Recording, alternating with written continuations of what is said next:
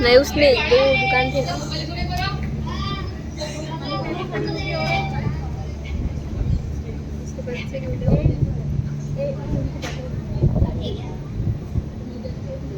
निकल नहीं रहे। हॅलो डॉक्टर साहेब, माझ्या मुलाचं पोट दुखत आहे, या बरं लवकर. पहा मित्रांनो, इथे प्रकाशचं पोट का बरं दुखत असेल जाणून घेऊया डॉक्टरांकडून. काय झालं बाळ तुला? माझं पोट दुखत आहे.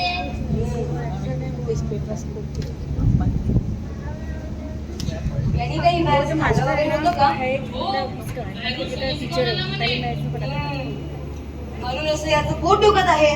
कारण या अशा उबदारील घाटे घटकांवरती काय काय असतात, जशी माश्या, थोडी चिकन, किटके, आणखीन काय काय असतात ते आपल्याला माहित नाही.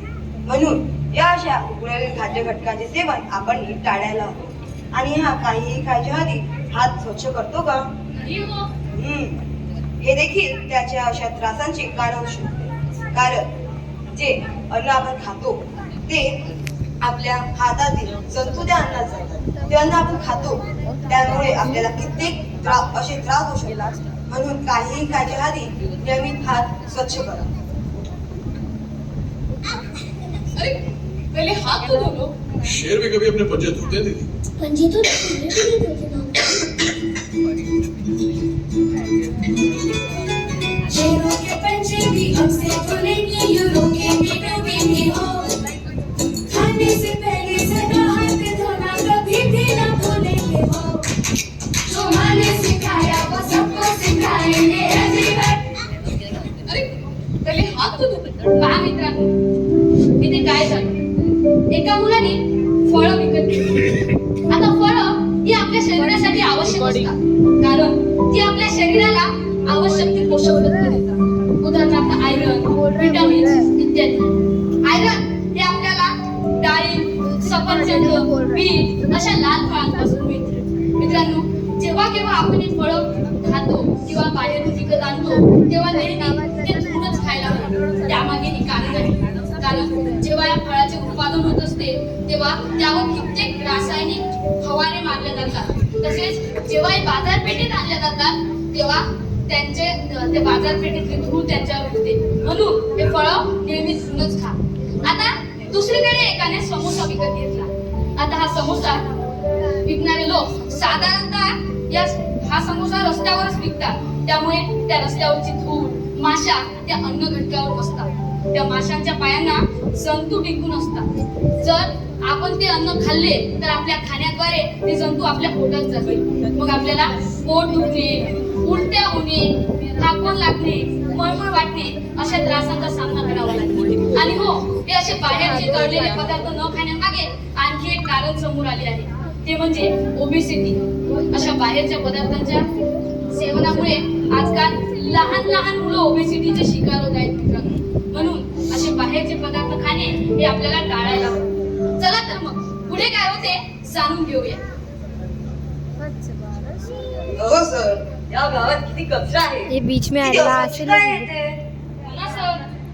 सर बीच में आला. हो. आता तर मग गावाच्या सरपंचाकडे जाऊन याची तक्रार करावी. हो. चला. बघा हा निर्लज्ज इथेच थुंकतोय. थुंकू नका. इथे थुंकी नाही तर काही करीन. याचं तुम्हाला काय करायला लागते?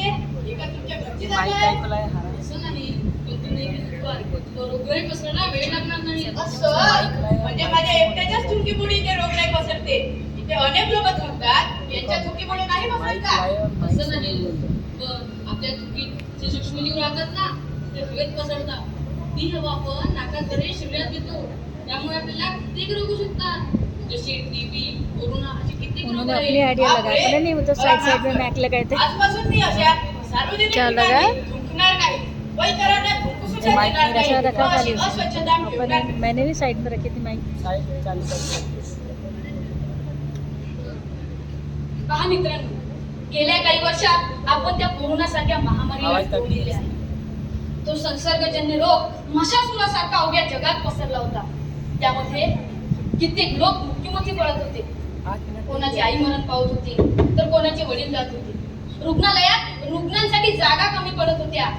अशी भयावह परिस्थिती या अशा अस्वच्छतेमुळे झाली. अशी भयावह परिस्थिती पुन्हा तरी आपल्या देशात येऊ नये म्हणून आपल्याला अशी अस्वच्छता ठेवणे टाळायला हवे आणि आपल्यासह आपल्या परिसराचे, आपल्या परिवाराचे आरोग्य सुरक्षित ठेवावे. चला तर मित्रांनो, पुढे काय होते जाणून घेऊया.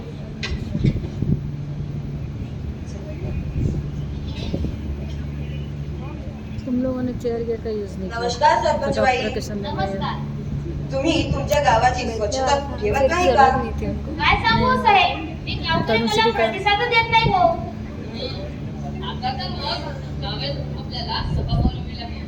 त्या सभेत गावकऱ्यांना स्वच्छतेचे महत्त्व पटवून द्यावे लागेल. हो, थांबा, बसा तुम्ही. हॅलो मुन्या. बोला सरपंच बाई. अरे साहेबांनी ग्रामपंचायत कार्यालयाजवळ सभा बोलावली आहे म्हणून अशी दवंडी दे. हो, आता लगेचच देतो. लड़का है वो. ऐका हो, ऐका. सर्व गावकऱ्यांना सूचित करण्यात येते की सरपंचांनी आपल्या गावामध्ये सभेचे आयोजन Recording आहे. केले आहे. सर्व गावकऱ्यांनी हो.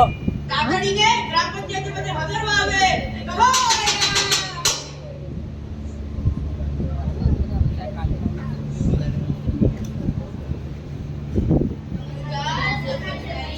नमस्कार.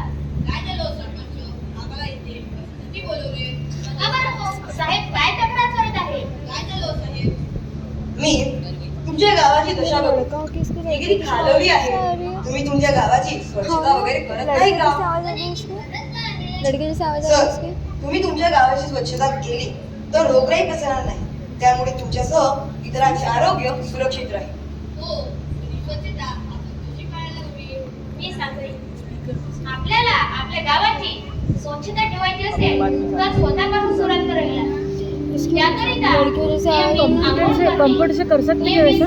कैसा? वापर करणे, प्रिंटर बाजू में रख कर है ना? हात धुणे, वो बाजू में रख कर इतकेच है नाही ना? तर वो नियमित हात ऊपर है क्या? धुणे, कंप्यूटर के बाजू में. इत्यादीमुळे आपण आपले गाव व आपले आरोग्य स्वच्छ व सुरक्षित ठेवू शकतो. आणि हो, तुम्हाला कचऱ्याच्या वर्गीकरणाबद्दल माहित आहे का? नाही हो, आम्हाला या कचऱ्याच्या वर्गीकरणाबद्दल हो. कचऱ्याच्या वर्गीकरणाचे प्रमुख 2 प्रकार आहेत. एक म्हणजे ओला कचरा आणि दुसरा म्हणजे सुका कचरा. ओला कचरा आपण हा खत म्हणून सुद्धा वापर करू शकतो. तसेच सुका कचरा आपल्याला पुनर्वापर करता येतो. असं होय? आता आलं लक्षात. आजपासून आम्ही आपल्या गावाच्या स्वच्छतेचे वर्गीकरण तुम्ही सांगितल्याप्रमाणे करू.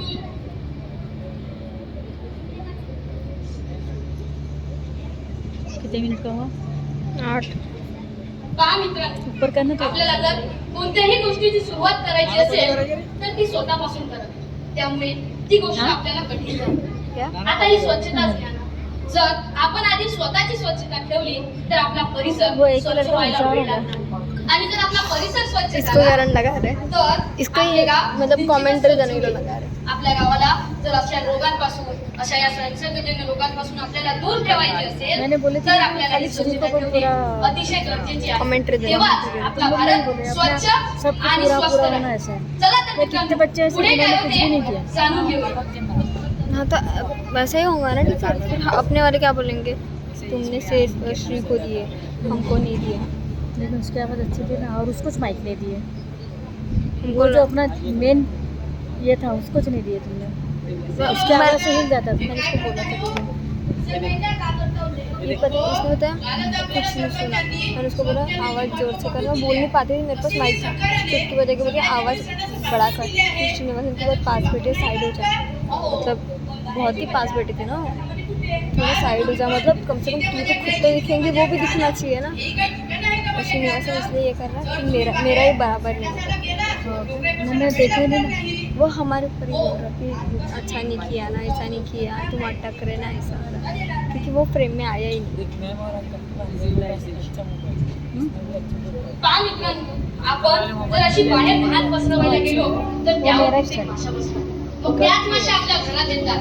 आपल्या घरात आल्यावर निश्चितच ती आपल्या अन्न घटकावर बसतात. त्या माशांच्या पायांना त्या खाणीवरचे जंतू दिसतात. आपल्या खाण्याद्वारे ते जंतू आपल्या पोटात जातात. मग आपल्याला उलट्या होणे, संत होणे, हागवण लागणे, पोट दुखणे असे त्रास होतात. जर आपल्याला या त्रासांपासून दूर राहायचे असेल, या त्रासांपासून मुक्त व्हायचं असेल तर आपल्याला नियमित शौचालयाचा वापर करायला हवा. तेव्हाच आपला परिसर स्वच्छ अनुश्री? राहील आणि अशा ए अनुश्री, दूर राहील. चला तर मित्रांनो, पुढे काय होते? नींद आ रही, नींद आ रही, नींद आ रही। वो रगड़ रही अपने आंखों को, नींद आ रही। आंखों को मत रगड़, रगड़ मत आंखों को। चुन्नी से तो मत रगड़, चुन्नी से मत रगड़। इसके चेहरे को रिकॉर्ड करने के तो करना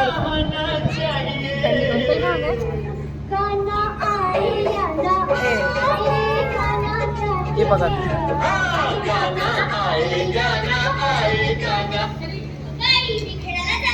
आंघोळ केलीस का रे? लवकर घरी येशील परत. आरव खेळून घरी परत येतो.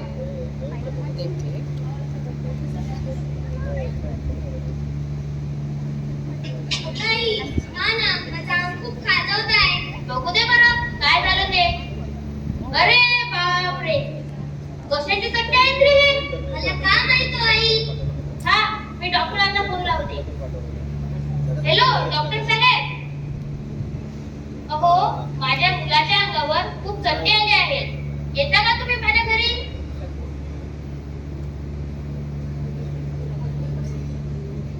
चेहरा बहुत बढ़िया है बे, इतना हिल रहा काय है. झाले हो ताई? बघा बरं हो, याच्या अंगावर खूप चट्टे आले आहेत. दाखवा. हा नियमित आंघोळ करतो का? नियमित हातपाय स्वच्छ करतो का? हो, आमचा आरव नेहमी आंघोळ करतो. आणि साबणाने शरीर नीट स्वच्छ करतो का? नाही हो डॉक्टर साहेब, याला कित्येकदा सांगते तरी हे माझं ऐकतच नाही हो.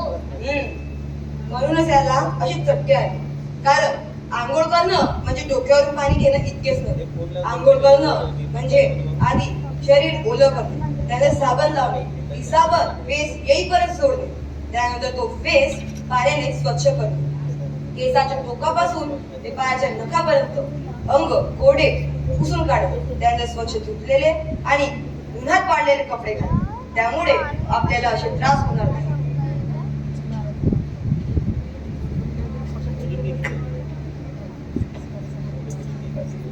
पहा मित्रांनो, येथे काय झालं. या मुलाने नीट आंघोळ केली नाही, त्यामुळे त्याच्या अंगाला चट्टे आले. आता याच्या आंघोळीचा आणि याच्या चट्ट्यांचा काय संबंध बरं? तर पहा, आपल्या शरीरावर छोटे छोटे रोमछिद्र म्हणजेच पोर्स असतात. त्याद्वारे आपल्या शरीरातील अनावश्यक टाकाऊ घटक म्हणजेच टॉक्सिन बाहेर पडत असतात. जर आपण नियमित रोज स्वच्छ आंघोळ केली नाही, साबणीने आंघोळ केली नाही, तर त्या रोमछिद्रांवर म्हणजेच त्या पोर्सवर धुळीची थर बसेल व त्या माध्यमातून ते टॉक्सिन बाहेर पडणार नाही व आपल्याला असेच चट्टे होणे, खाज, खरोच, कुजली अशा फंगल इन्फेक्शनचा सामना करावा लागेल. म्हणून नियमित रोज स्वच्छ आंघोळ करा आणि अशा त्रासांपासून दूर राहा. चला तर मित्रांनो, पुढे काय होते जाणून घेऊया. झाला रे, झाला आता. ये बहुत ज्यादा लंबा नहीं जा रहा क्या? 14 मिनट का ही हुआ ना. 14 तो इनके पास अभी 15 मिनट और है.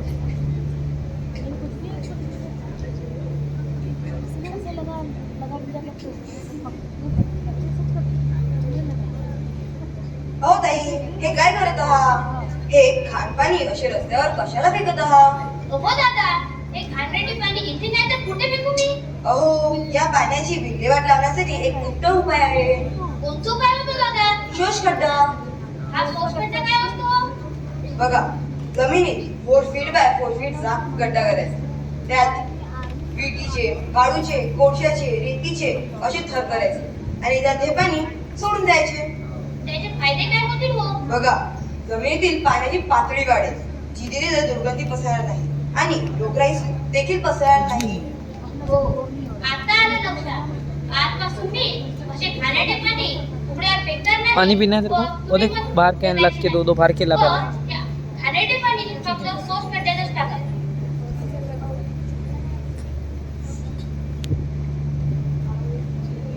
पहा मित्रांनो, आपण जर या सांडपाण्याची योग्य ती 14, विल्हेवाट लावली नाही 15, तर त्यात क्युलेस, एडिस अजेक्टी, फिमेल अॅनाफिलस यांसारख्या घातक मच्छरांची निर्मिती होईल व आपल्याला डेंग्यू, मलेरिया, एलिफंटायसिस, चिकनगुनिया अशा रोगांची शक्यता टाळता येत नाही.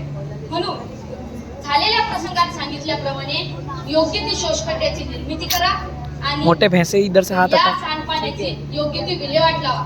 त्यामुळे तुमचे आणि तुमच्या परिसराचे आरोग्य सुरक्षित राहील आणि या अशा रोगांपासून मुक्त राहील. चला तर मित्रांनो, पुढे काय होते जाणून घेऊया. बंद करते बोर्ड बंद कर भाई.